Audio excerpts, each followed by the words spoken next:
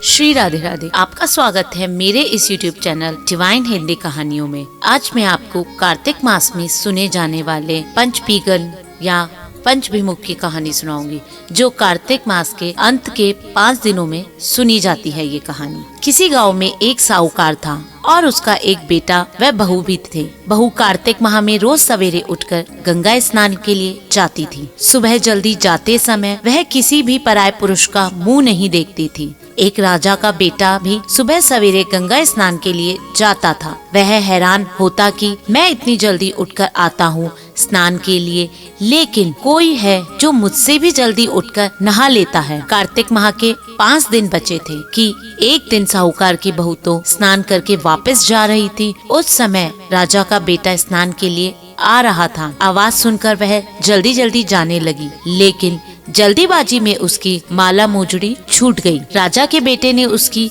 माला मोजड़ी उठा ली और सोचने लगा कि जिस स्त्री की यह माला मोजड़ी इतनी सुंदर है, वह स्त्री कितनी सुंदर होगी। उसने पूरे गांव में मुनादी करवा दी कि जिसकी भी यह माला मोजड़ी है, वह 5 रात मेरे पास आएगी। साहूकार के बेटे की बहू को कहलवा दिया कि मैं 5 रात आऊंगी, लेकिन किसी को साग भरने बैठा देना। राजा के बेटे ने एक तोते को पिंजरे में बंद कर गंगा के किनारे पेड़ पर टांग दिया। बहू सुबह के समय आई, पहली पैड़ी पर पैर रखकर बोली, हे कार्तिक के ठाकुर राई दामोदर, 5 पांडु, छठे नारायण, भीमराज, उस पापी को नींद आ जाए अगर मैं सत की हूँ तो। राजा के बेटे को नींद आ गई। बहू नहा धोकर चलने लगी तो तोते से बोली, सुआ सुआ सूटा, खल घालूंगी हार, साख रखियो मेरो वीरा। सुआ बोला कि कोई वीरा भी कभी साग भरता है क्या? वह फिर बोली, सुआ सुआ सूटा, तेरे पग घालूंगी नेवर,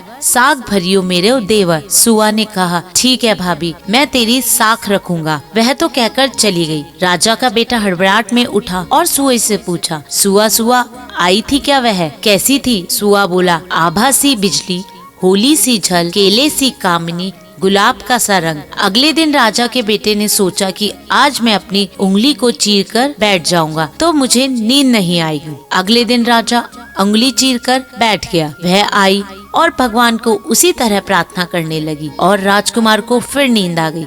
वह स्नान करके फिर से चली गई। सुबह राजकुमार ने फिर तोते से पूछा और तोते ने वही सारी बात दोहरा दी। अब राजकुमार बोला कि आज रात को मैं आंखों में मिर्ची डालकर बैठूंगा। रात में वह मिर्ची डालकर बैठ गया। बहू फिर आई और प्रार्थना करी कि जिसे उस पापी को फिर से नींद आ गई। राजकुमार ने तोते से बहू के आने की बात पूछी। उसने फिर बता दी। राजकुमार अब फिर सोचने लगा कि आज मैं बिस्तर के ही बैठूंगा और रात के बिना बिस्तर के ही बैठ गया। जब वह स्नान करने आई, फिर उसे भगवान की प्रार्थना की और राजकुमार को फिर नींद आ गई। जब वह नहाकर जाने लगी तो आंखें बंद कर चली गई। राजकुमार जब उठा तो वह जा चुकी थी।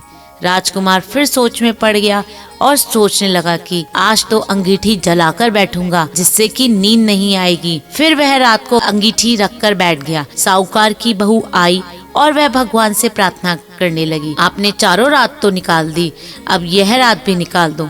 भगवान ने उसकी बात रख ली और राजकुमार को नींद आ गई। जब वह नहाकर जाने लगी तो तोते से बोली कि उस पापी को कह देना कि 5 रातें पूरी हो चुकी है, वह मेरी मोतियों की माला मेरे घर भिजवा दे। सुबह जब राजकुमार की आंख खुली तो उसने तोते से पूछा कि क्या वह आई थी?